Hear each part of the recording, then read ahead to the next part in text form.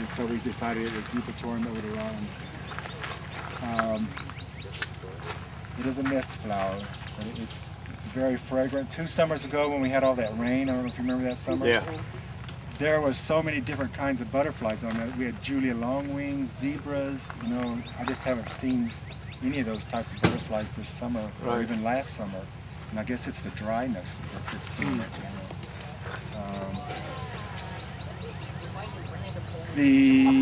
There's a shrub I'd like to show you that's really incredible butterfly plant. If you come over this way. Go ahead, I want to put a picture of this.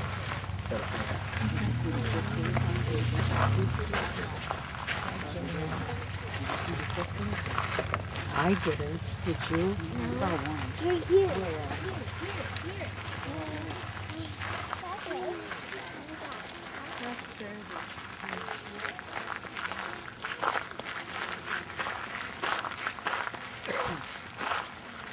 This one is the Mexican Anacacha orchid. We have an Anacacha orchid that blooms in the spring, white flower. It gets to be a pretty tall tree. This Mexican Anacacha orchid can get up to 10 feet tall. It's in dapple shade. It'll do in shade, a little bit of dapple shade. Blooms all summer with these white blooms, and the hummingbirds and butterflies both love it. It's really an incredible tree, small tree shrub. It's one of my favorite ones. Butterflies are proving your point about the zinnia. And this one, this also produces a bean. Yeah, it's a bohemian. And it'll seed itself pretty easily too, so that's another nice thing about it. You can dig them up and move them around and stuff like that. But this is a great butterfly plant. It's, as far as a small tree shrub, it would be my number one choice. But in my area. And like I say, the hummingbirds love it too, so you'll see butterflies, giant swallowtails and hummingbirds kind of chasing each other around and everything, playing tag and fighting over the flowers a little bit. It's really fun to watch. So whenever Mark Klim, the hummingbird guy, comes out here, he calls this the hummingbird garden. We've had some pretty unusual hummingbirds, the rufus. To have more than one rufus in an area is pretty unusual. We've had that, so it's fun to watch the rufus is a very aggressive little brown hummingbird, and it'll fly up in the trees, and as soon as the butterfly goes down to the flower, it zips down and runs it off, and then it flies back into the tree.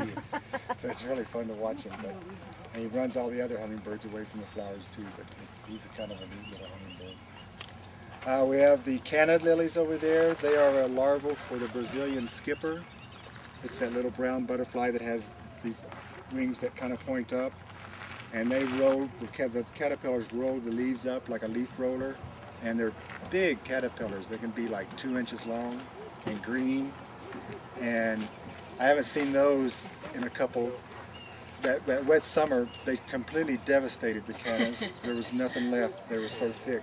But I haven't seen them the last 2 summers. So it's definitely the wet. So they roll up the leaf, but are they the ones that make they eat through the rolled up leaf? And they leave that little pattern? Yeah. I think it's kind of pretty. They're a neat little But I butterfly. guess when the whole thing's gone, maybe that's not so pretty. Right. What else is a larval? We have fennel as a larval for swallowtail, and tropical milkweed's a real important plant because it has both. It has nectar and it has the monarch lays eggs on it, and the caterpillars eat the leaves. So that's a real important plant to have also. Rue is a good one, a good larval. A lot of those are poisonous to most people and pets, but as the caterpillar eats it, it becomes poisonous to the birds that try to eat them. So it's a benefit for them to eat poisonous plants. Here's where the nectar is in the zinnias. So these little, there's some zinnias that don't have this little ring of yellow flowers, so those aren't butterfly zinnias. The more of these that the zinnia has, the better. One behind you that doesn't. You're leaning in. Yeah, well this one has had some. Oh, it's just done. I don't think we've planted too many blue. There are some varieties over there that don't have any nectar in it. So you need to look for the little yellow flowers in the middle. We have citrus trees and pots. Those are larval for the giant swallowtail. I don't know if you've ever seen one of those caterpillars, but they kind of look like bird poop, little gray and brown, and you have to look very closely to see them. They blend in with the trunk as well.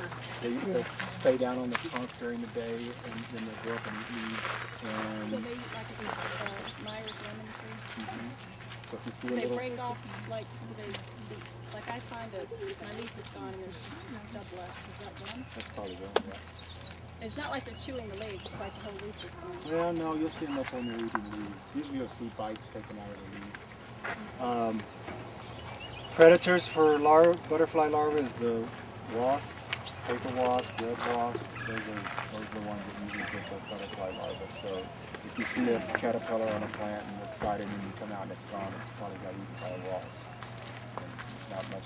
I think You could cover it up with maybe a row cover or some kind of netting if you wanted to protect the larva.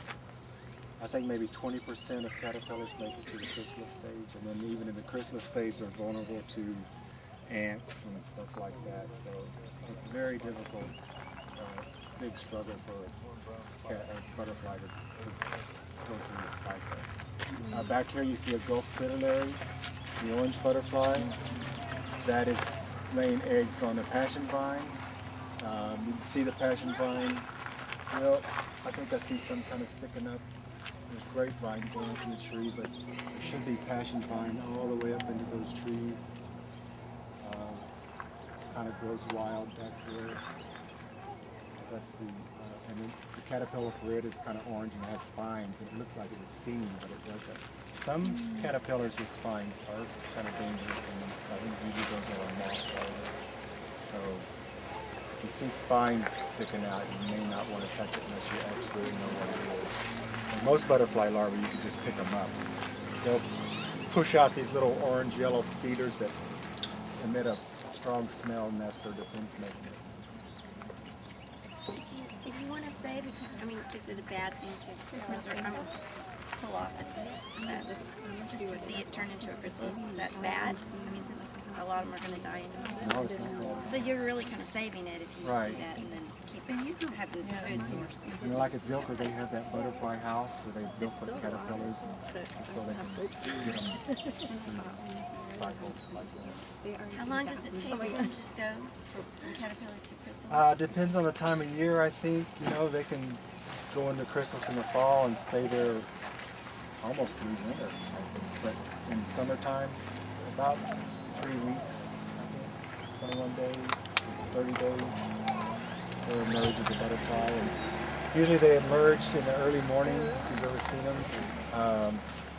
They come out, their wings are wet, they're all crinkled and everything, so then that's another vulnerable stage because they have to sit there and wait for their wings to dry out. And don't they pump whatever kind of blood butterflies have out into their wings as they're doing that? And it takes a few hours for them to get where they can fly. I was watching a chrysalis on my citrus tree. I had 3 monarch chrysalis because I had milkweed, the tropical milkweed, planted in the same pot as my citrus tree. And so 3 monarchs crawled off the milkweed and chrysalised in the citrus. And so I was watching them, and one morning I went out and, you know, they're a green, the chrysalis is kind of a green little thing Aqua green. aqua green with a gold band on it. It's really pretty. And this thing had turned black, and I was going, oh no, something must have stung it or something. And then suddenly I see the orange shape of the wings, like inside, and so it was emerging in the process, and so I got to watch that. It was really cool. You see it go from this solid green color, no translucence whatsoever, to a translucent black and orange. You know, you'll be able to see the shape of the wings. It was really cool. It's really cool. No, I guess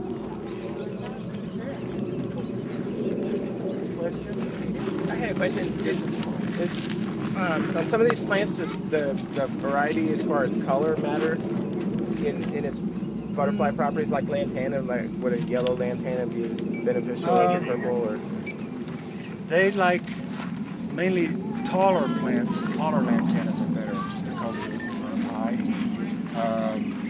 But no, all the plants have nectar.